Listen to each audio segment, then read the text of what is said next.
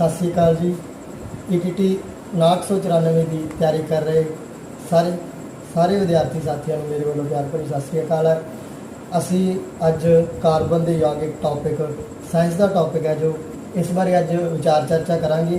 ये टॉपिक है जोड़ा एग्जाम के मद्देनज़र बहुत ज़्यादा अपना महत्वपूर्ण टॉपिक है जी, क्योंकि ETT 994 ये वेटेज है जी वो 3 ਤੋਂ 4 क्वेश्चन तक बन सकती है जी। असी ये देखते हैं कि कार्बन तो इसके यौगिक जोड़ा ये टॉपिक आ साइंस का टॉपिक आ, और जोड़ा अपनी 2364 सी वो लगभग 3 ਤੋਂ 4 क्वेश्चन और 994 6635 के इसके 5 ਤੋਂ 6 क्वेश्चन देखने को मिले हैं। सो एग्जाम के पॉइंट ऑफ व्यू तो ये बहुत महत्वपूर्ण है। सो इसलिए मैं इस टॉपिक बारे अज डिटेल ये आप डिटेल चर्चा करांगे और ये 2-3 पार्ट्स के जोड़ा चैप्टर आप कंप्लीट समझांगे। सो आओ आप इस चैप्टर के वाल निगाह मारिए। चैप्टर का नाम है कार्बन के यौगिक। इस असी पहला कार्बन बारे देखांगे कि कार्बन की की विशेषता है। असी पहली स्लाइड के कार्बन की विशेषताओं बारे देख रहे हैं। तो कार्बन पेपड़ी खनिज रूप में 0.02% और वायुमंडल के 0.03% कार्बन डाइऑक्साइड के रूप में मौजूद है। इस तरह कार्बन का परमाणु अंक जिमें कि सानू पता ही है, परमाणु अंक कार्बन का 6 है और इसके बाहरी शैल में 4 इलैक्ट्रॉन मौजूद हैं। असी सारे ही इसकी इलैक्ट्रॉनिक कन्फिगरेशन जानते हैं कि इसके पहले शैल के जेकर मैं तुहानू इत्थे इलैक्ट्रॉन की कन्फिगरेशन बना के दिखावां तो कार्बन के ये नाभिक है जी, और ये पहले शैल के 2 इलैक्ट्रॉन, क्योंकि ये 6 इलैक्ट्रॉन है तो नैक्सट शैल के 4 इलैक्ट्रॉन रहिंदे हैं। सो अगली विशेषता पढ़ते हैं जी। इसकी संयोजकता यानी कि इसकी वैलेंसी 4 है। वैलेंसी का की मतलब है कि कार्बन या तो 4 इलैक्ट्रॉन अपने किसी को दे सकता है और या 4 इलैक्ट्रॉन ग्रहण कर सकता है। सो आप इसके अगे देखते हैं कि इसदियां होर की विशेषतावां हैं। हाँ जी, सो कार्बन के यौगिक दियां जिहड़ियां विशेषतावां यौगिक दियां किवें ये आपस दे विच ये बंधन बनाउंदे आ। असी बंधन 2 तरह के पढ़ते हैं, एक सहसंयोगी बंधन तो एक आयनी बंधन। जिन्ने भी बाकी यौगिक आ वो लगभग आयनी बंधन बनाउंदे आ। असी जानते हैं कि आयनी बंधन की हुंदे हन। आयनी बंधन कैटायन ते अनायन द्वारा बनाए गए बंधन हुंदे आ। आयनी बंधन दे विच जिहड़े पॉजिटिव ते नैगेटिव चार्ज आपस दे विच जिहड़े ओह जुड़ते हैं। इस तरह जेकर आपां इस चैप्टर के सहसंयोगी बंधन बारे पढ़ांगे, और जेकर तुहानूं आयनी बंधन का नहीं पता तो तुसीं कमेंटां दे विच दस सकते हो। उसकी डिटेल भी मैं डिटेल वीडियो बना के तुहानूं भेज देवांगा। सो ये सहसंयोगी बंधनों बारे असीं अगे विचार चर्चा करांगे। ये पूरा चैप्टर ध्यान नाल सुनिओ जे, और आप बहुत डीप जाके इस चैप्टर को समझांगे। सो ये विशेषतावां पढ़ते आपां। कार्बन के यौगिक सहसंयोगी बंधन बनाउंदे हन। ये किवें बनाउंदे हन ये देखते हैं। इस नाल हाइड्रोजन, क्लोरीन, सल्फर आदि सहसंयोगी बंधन बनाउंदे हन। असीं सारे चैप्टर दे विच ये बंधन बना के देखांगे और अगे जाके जिहड़े इन्हां दे IUPAC नेम वगैरह वो सारे समझांगे। असीं कार्बन के एलोट्रॉप्स बारे जानांगे कि कार्बन के एलोट्रॉप्स की हैं। एलोट्रॉप्स का मतलब कि कार्बन के बहुरूप कार्बन किन्ना धरती ते किन्ना दे रूप दे विच मिलदी है। सो ये 3 कार्बन के एलोट्रॉप्स हैं। इन्हां दी विशेषता यह है कि इन्हां दे रसायनिक गुण लगभग बराबर हैं, सेम हैं, जबकि इन्हां दी भौतिक विशेषतावां एक दूजे नालों बहुत वक्खरियां हैं। सो पहला असीं इसदा तिन्नां दे विचों एक करके तिन्नां बारे जानांगे। हीरे बारे जानते हैं। जो हीरे का एक परमाणु अगे 4 परमाणुओं के नाल जुड़िया है। हीरे दे विच कार्बन का एक परमाणु अगे कार्बन के 4 परमाणुओं में जुड़ा है। इस तरह एक गुंझलदार स्ट्रक्चर तैयार होता है और ये बहुत टाइटली जुड़ा है। इस करके दुनिया धरती से हीरा कठोर पदार्थों के सब तो महत्वपूर्ण गिना जाता है, जो सब तो कठोर पदार्थ मनिया जाता है। जो हीरा है वो बिजली का कुचालक है। इसका मतलब यह है कि हीरे के विचों बिजली नहीं लंघ सकती, क्योंकि इसके जोड़े इलैक्ट्रॉन आपस के इन्ने मजबूत ढांचे नाल जुड़े होंगे हैं कि इसके विचों बिजली नहीं लंघती। सो अगे बढ़ते हैं जी ग्रेफाइट बारे। जो ग्रेफाइट है वो 6 कोणी रचना के कार्बन के जोड़े परमाणु जुड़े होंगे हैं। ग्रेफाइट के जोड़े उपर नीचे 6 कोणी रचना के जुड़े होंगे हैं। इसकी ये विशेषता है कि तिलकना तो चीकना होंदा है। और इसकी एक असी उदाहरण देखिए तो जो अपनी कच्ची पेंसिल है उसका जो कोयला है, उसकी जो निब है, नोक है, वो ग्रेफाइट की बनी होती है। और इसकी इस नालों एक वक्री भौतिक जिहड़ी विशेषता वो ये है कि यह बिजली का सुचालक है। जो अपना ग्रेफाइट है इस दे विच दी बिजली लंघ सकती है, जबकि हीरे दे विच दी बिजली नहीं लंघ सकती। सो तीसरा इसका एलोट्रॉप देखते हैं बकमिस्टर फ्लोरिन। जिहड़ा ये बकमिस्टर फ्लोरिन है इस दे विच 6 कार्बन के परमाणु जिहड़े जुड़े होंदे आ। और सब तो पहला C60 इसकी खोज की गई सी, क्योंकि इसकी खोज अमेरिकी आर्कीटैक्ट बकमिस्टर फ्लोरिन द्वारा की गई सी, इसलिए इसनूं बकमिस्टर फ्लोरिन के नाम नाल ही जाना जाता है। सो ये सन कार्बन के एलोट्रॉप्स। एक नंबर के पूछा जा सकता है कि कार्बन के एलोट्रॉप्स किहड़े हैं। उस दे विच तुहानूं हीरा ग्रेफाइट ते बकमिस्ट फ्लोरिन, नैक्सट ऑप्शन दे विच हीरा ग्रेफाइट ते कार्बन ਜਾਂ कुछ होर ऑप्शन दे के पूछा जा सकता है। सो एग्जाम दे देखिए तो यह बहुत महत्वपूर्ण है इसके एलोट्रॉप। सो इन्हां नूं आपां पूरा चंगी तरह समझिया। आओ अगे इसके सह संयोगी बंधनां नूं समझते हैं। हाँ जी, हाइड्रोकार्बनस बारे पढ़ते हैं, क्योंकि इन्हां दा बंधन सह संयोगी है। इहदे विच की हुंदा है कि कार्बन के नाल हाइड्रोजन सह संयोगी बंधन के नाल जुड़ते हैं। इस तरह 3 बंधन ये बनते हैं। असीं इस दे विच देखांगे भी किवें बनते हैं। सो सब तो पहला इकहरा बंधन बनता है। इकहरे बंधन का मतलब की आ, क्योंकि असीं जानते हैं कि कार्बन अगे होर 4 मतलब अपने इलैक्ट्रॉन शेयर करके तो इकहरा बंधन बनाता है। और ये जोड़ा बंधन बनता वो हाइड्रोजन का बनता है। सो इसलिए इन्हों असीं हाइड्रोकार्बन कहते हैं। इस तरह ये इकहरा बंधन है। पर इस तरह अगला आप देखते हैं, जेकर दूरे बंधन की गल करिए तो कार्बन कार्बन के दूरा बंधन बनता। ये भी याद रखना जरूरी है कि जो बंधन पढ़ांगे असीं इन्होंने मैं डिटेल च कराउण जा रहा। और इत्थों ही अपना जिहड़ा एक क्वेश्चन बनते, 1 या 2 क्वेश्चन बनते पूरे आसार है। तुसीं देख सकते हो 66-35 दे विच घट्टो घट्ट 4 क्वेश्चन या 5 क्वेश्चन इस चैप्टर के विचों बने। सो इस तरह ये दूरे बंधन की आपां देखांगे विशेषतावां किवें बनदा है। तो इस तरह कार्बन कार्बन दे विच तीरा बंधन किस तरह बनता है और इसके IUPAC नेम आपां देखते हैं। इस तरह ये सारी पूरी डिटेल आपां देखते हैं। और संतृप्त यौगिक जिहड़े इहदे विच अल्केन आउंदे आ। अल्केन का मतलब की है, जिहड़ा इहदा विच ANE, इस तो असीं पहचान करांगे कि ये इकहरा बंधन है। इसी तरह जो असंतृप्त यौगिक है इस दे विच अल्कीन ते अल्काइन आउंदे आ। और जो दूरा बंधन है वो ENE तो असीं समझांगे कि यह बंधन दूरा है। इस तरह जेकर YNE लग्या होवे तो इस तरह असीं समझा कि यह बंधन तीरा है। इस तरह जो अल्केन्स आउंदे आ वो सारे संतृप्त यौगिक होंदे आ। और जो अल्कीन ते अल्काइन है ये सारे असंतृप्त यौगिक कहते हैं। हाँ जी, अल्केन बारे पढ़ते हैं आपां। की है अल्केन? अल्केन दे विच अलग अलग कार्बन के यौगिक इस दे विच एग्जिस्ट करते हैं, आउंदे हैं। सो असीं उन्हां दे IUPAC नाम अते उन्हां दा सूत्र बारे देखांगे। सब तो पहला असीं इधर निगाह मारीए तो ये चीज़ सानूं याद करनी पऊगी। ये इस तरह ही याद करनी पऊगी इसे सीक्वेंस दे विच। ये की आ, ये मिथ इथ प्रोप ब्यूट पेंट ते हैक्स। इस तरह असीं इन्ना की इहदे बारे पढ़ांगे। इहदे विच हुंदा की आ कि जिन्ने कार्बन है, जेकर 1 कार्बन है तो मिथ नाल चलांगे, जेकर 2 कार्बन है तो इथ नाल चलांगे, जेकर 3 कार्बन है तो प्रोप नाल चलांगे, तो जेकर 4 कार्बन है तो ब्यूट नाल चलांगे। इस तरह ये नाम तो ये आपां फार्मूले देखते हैं। सो आओ माड़ी जी निगाह मारते हैं। जिस तरह ये एक सिंगल कार्बन आ और एक इकहरा बंधन उन्हें हाइड्रोजन 4 हाइड्रोजन नाल इकहरा बंधन ये जुड़ा हुआ है। सो इस तरह कार्बन 1 आ, इसलिए असीं इसनूं मिथ और क्योंकि 4 हाइड्रोजन आ, ठीक है, जां कार्बन 1 और बंधन किहड़ा ये सिंगल आ, बंधन सिंगल है, इकहरा बंधन आ। तो जो इकहरा बंधन आ तो असीं ANE तो इस तरह ये बन गया मिथेन। और इसका जिहड़ा रसायनिक फार्मूला वो है C कितनी है 1 तो H कितनी है वो 4 है। इस तरह जिथे भी CH4 है तो इसका मतलब ये मिथेन है। ये पहला हाइड्रोकार्बन है अल्केन ग्रुप का। उस तो आपां अगे चलते हैं तो अगे देखते हैं कि सीआं दी सी किन्ने ने। सी अपने कोल 2 ने, 1 2।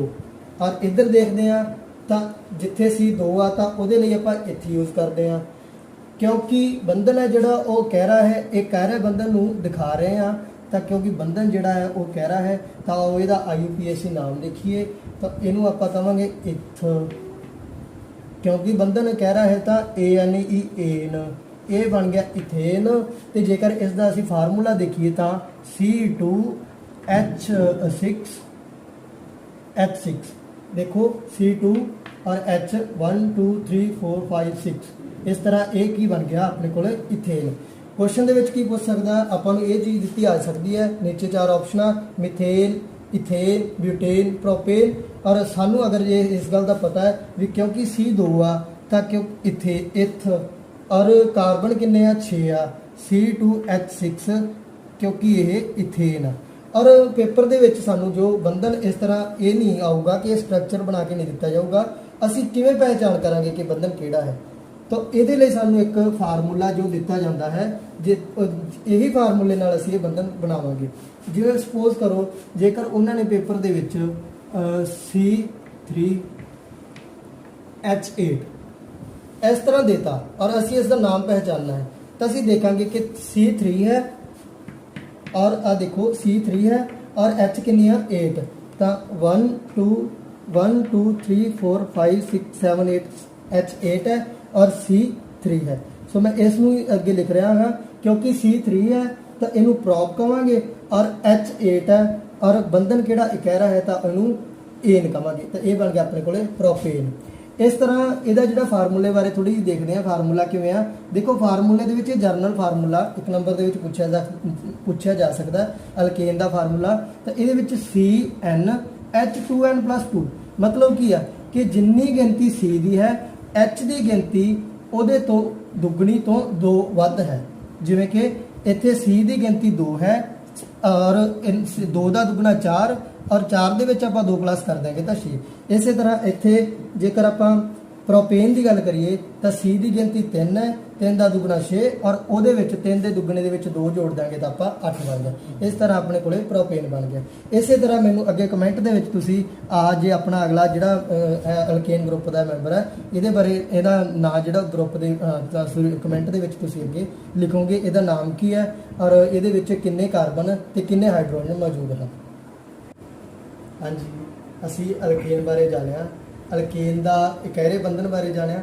हुण असी दूरे बंधन की गल करांगे। इस दे विच असी की देखांगे इसका एक तो फार्मूला जर्नल फार्मूला तुसीं पहला देख लो कि जिन्नियां सीआं होणगीआं C दी जिन्नी गिनती C दी होगी H की गिनती उस तो डबल होगी। इत्थों ही असी समझ जाएंगे कि यह बंधन है जिहड़ा दूरा और ये अगे असी फार्मूले ते इन्हां दे नाम देखते हैं यौगिकां दे। जिवें कि देखो C इहदे विच पहला तो मैं ये दस दियां कि इसका जो पहला मैंबर है जिमें कि आप देखिए मिथीन, मिथीन नाम का कुछ नहीं होंदा, मतलब कोई यौगिक नहीं होंदा, वो एग्जिस्ट नहीं करता क्योंकि C दे विच दूरा बंधन होना जरूरी है और कल्ला C है जिहड़ा वो हाइड्रोजन नाल दूरा बंधन बना नहीं सकता, ये गलत आ।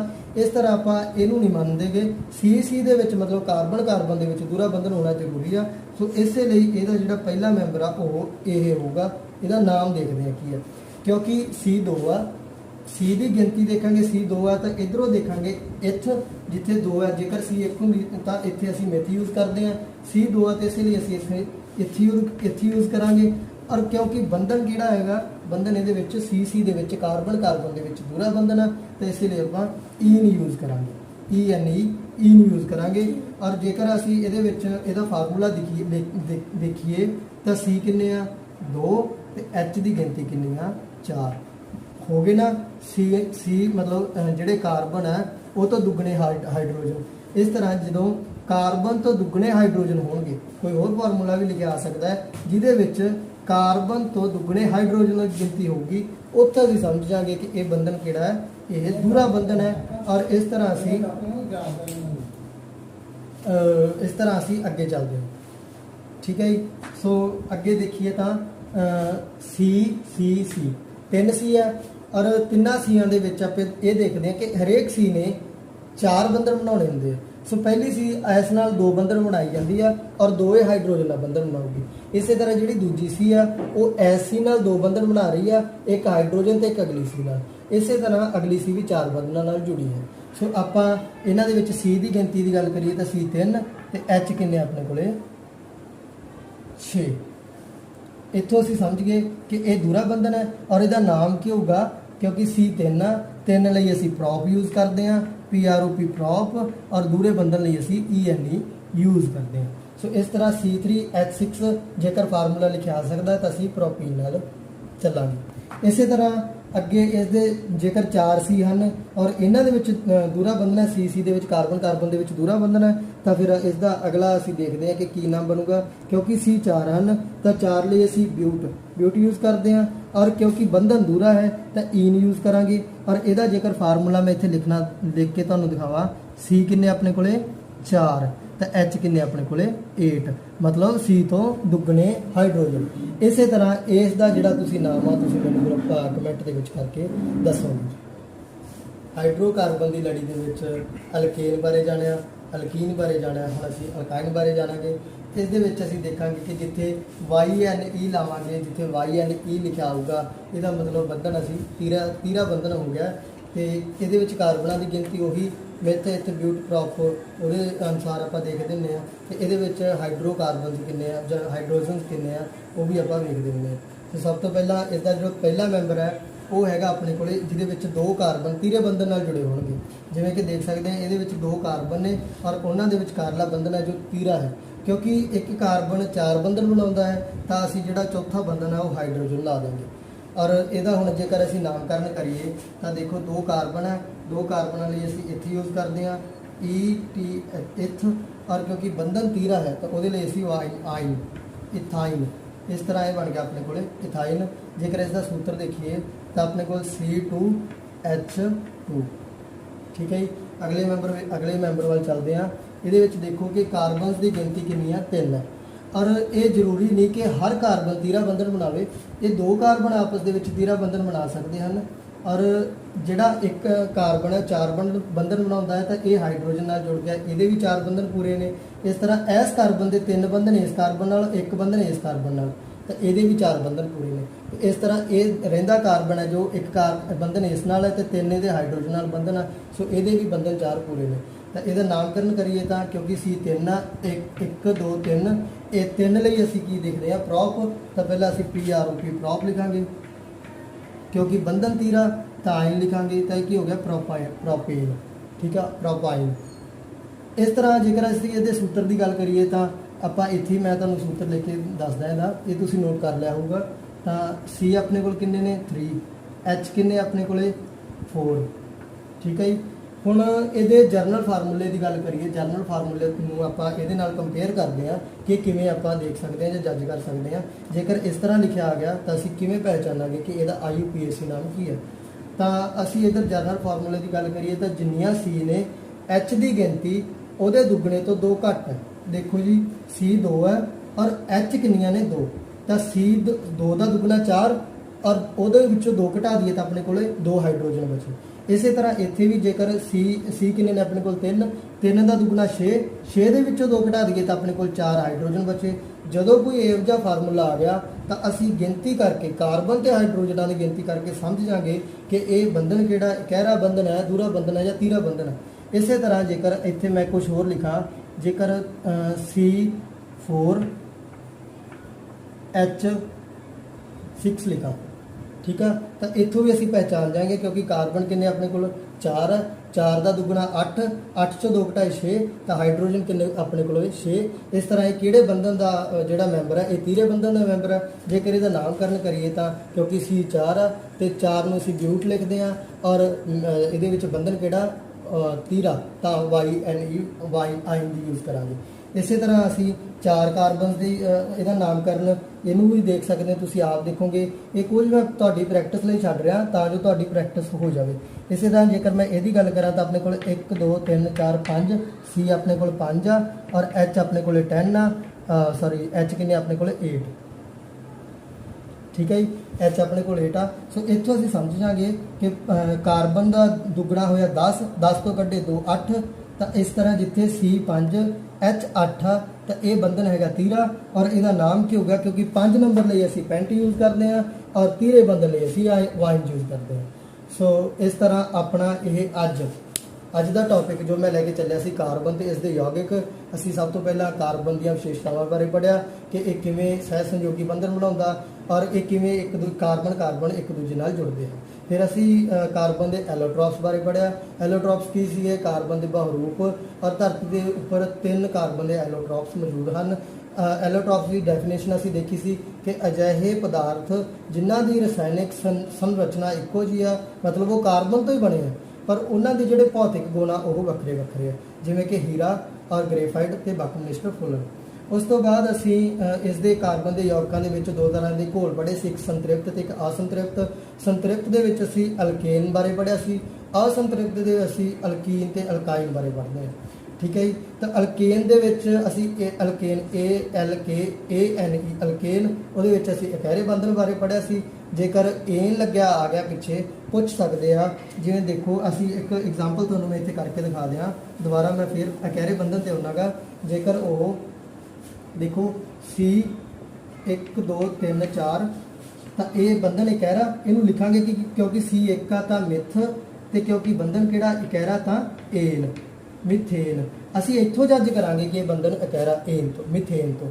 ਇਸੇ ਤਰ੍ਹਾਂ ENE ਲੱਗਿਆ ਹੋਊਗਾ ਤਾਂ ਬੰਧਨ ਦੂਰਾ, ਜੇਕਰ ਇੱਥੇ YNE ਲੱਗਿਆ ਹੋਇਆ ਤਾਂ ਬੰਧਨ ਤੀਰਾ। ਇਸ ਤਰ੍ਹਾਂ ਕਹਿਰਾ, ਦੂਰਾ ਤੇ ਤੀਰਾ ਬੰਧਨ ਬਾਰੇ ਜਾਣਿਆ। ਇੱਥੋਂ 2 ਕੁਐਸਚਨ ਬਣ ਸਕਦੇ ਆ, ਔਰ ਪੂਰੀ ਸੰਭਾਵਨਾ ਕਿ ਇਸ ਦੇ 2 ਕੁਐਸਚਨ ਬਣਨਗੇ। ਸੋ ਇਸ ਤਰ੍ਹਾਂ ਤੁਸੀਂ IUPAC ਨੇਮ, ਇਹਨਾਂ ਦੇ ਇਹ ਜਿਹੜੇ ਆਪਾਂ ਨੇਮ ਪੜ੍ਹ ਰਹੇ ਹਾਂ ਇਹ IUPAC ਨੇਮ ਆ। ਇਸ ਤਰ੍ਹਾਂ ਇਹਨਾਂ ਦੇ ਤੁਸੀਂ ਆਪ ਵੀ ਘਰੇ ਪ੍ਰੈਕਟਿਸ ਕਰਕੇ ਇਹਨਾਂ ਦੇ IUPAC ਨੇਮ ਵਗੈਰਾ ਬਣਾ ਸਕਦੇ ਹੋ, ਔਰ ਇਸ ਦੇ ਰਸਾਇਣਿਕ ਸੂਤਰਾਂ ਬਾਰੇ ਜਾਣ ਸਕਦੇ ਹੋ। ਕਾਰਬਨ ਦੇ ਯੌਗਿਕ ਦਾ ਇਹ ਪਹਿਲਾ ਪਾਰਟ ਪੂਰਾ ਹੋਇਆ। ਇਸ ਨੂੰ ਅਸੀਂ ਅੱਗੇ 3 ਪਾਰਟਾਂ ਦੇ ਵਿੱਚ ਕਰਾਂਗੇ। ਪਹਿਲੇ ਪਾਰਟ ਦੇ ਵਿੱਚ ਇੰਨਾ ਹੀ ਆ, ਔਰ ਇਸ ਦੇ ਵਿੱਚੋਂ 1 ਜਾਂ 2 ਕੁਐਸਚਨ ਬਣਨ ਦੀ ਪੂਰੀ ਸੰਭਾਵਨਾ ਹੈਗੀ ਆ। ਔਰ ਮੈਨੂੰ ਪੂਰੀ ਉਮੀਦ ਆ ਕਿ ਇਹ ਪਹਿਲਾ ਪਾਰਟ ਆ, ਤੁਹਾਨੂੰ ਪੂਰਾ ਪਹਿਲਾ ਭਾਗ ਆ ਪੂਰੀ ਤਰ੍ਹਾਂ ਸਮਝ ਆਇਆ ਹੋਊਗਾ। ਜੇਕਰ ਫਿਰ ਵੀ ਕੋਈ ਦਿੱਕਤ ਆਉਂਦੀ ਹੈ ਤਾਂ ਤੁਸੀਂ ਉਸ ਨੂੰ ਕਮੈਂਟ ਦੇ ਵਿੱਚ ਦੱਸ ਸਕਦੇ ਹੋ। ਔਰ ਇਸ ਤੋਂ ਬਿਨਾ ਆਪਾਂ ਅੱਗੇ ਜਿਹੜੇ ਇਸ ਦੇ ਅਗਲੇ ਪਾਰਟ ਹੈ ਅੱਗੇ ਕੰਟੀਨਿਊ ਕਰਾਂਗੇ। ਕੱਲ੍ਹ ਨੂੰ ਇਸ ਦੇ ਅਗਲੇ ਪਾਰਟ ਦੀ ਮੈਂ ਇਸੇ ਚੈਨਲ 'ਤੇ ਵੀਡੀਓ ਅਪਲੋਡ ਕਰਾਂਗਾ। ਵੀਡੀਓ ਅੱਛੀ ਲੱਗੀ ਹੈ ਤਾਂ ਇਹਨੂੰ ਸ਼ੇਅਰ ਲਾਈਕ ਜ਼ਰੂਰ ਕਰਿਓ ਜੀ। ਔਰ ਮੈਂ ਇੱਕ ਹੋਰ ਤੁਹਾਨੂੰ ਕਹਿਣਾ ਚਾਹੁੰਦਾ ਇੱਥੇ ਗੱਲ ਕਿ ਤੁਹਾਨੂੰ ETT 5994 ਦੀ ਪ੍ਰੈਪਰੇਸ਼ਨ ਸੰਬੰਧੀ ਕਿਸੇ ਵੀ ਸਬਜੈਕਟ ਦੀ ਕੋਈ ਵੀ ਮਟੀਰੀਅਲ, ਕੋਈ ਵੀ ਟੌਪਿਕ ਜੇਕਰ ਤੁਸੀਂ ਸਮਝਣਾ ਹੈ ਤਾਂ ਤੁਸੀਂ ਉਸ ਨੂੰ ਕਮੈਂਟ ਦੇ ਵਿੱਚ, ਕਮੈਂਟ ਸੈਕਸ਼ਨ ਦੇ ਵਿੱਚ ਲਿਖ ਸਕਦੇ ਹੋ। ਅਸੀਂ ਉਸ ਟੌਪਿਕ ਦੇ ਉੱਪਰ ਡਿਟੇਲ ਵੀਡੀਓ ਬਣਾਵਾਂਗੇ, ਔਰ ਪੂਰੀ ਉਮੀਦ ਆ ਕਿ ਤੁਹਾਨੂੰ ਪੂਰਾ ਸਮਝ ਲੱਗੇਗਾ। ਧੰਨਵਾਦ।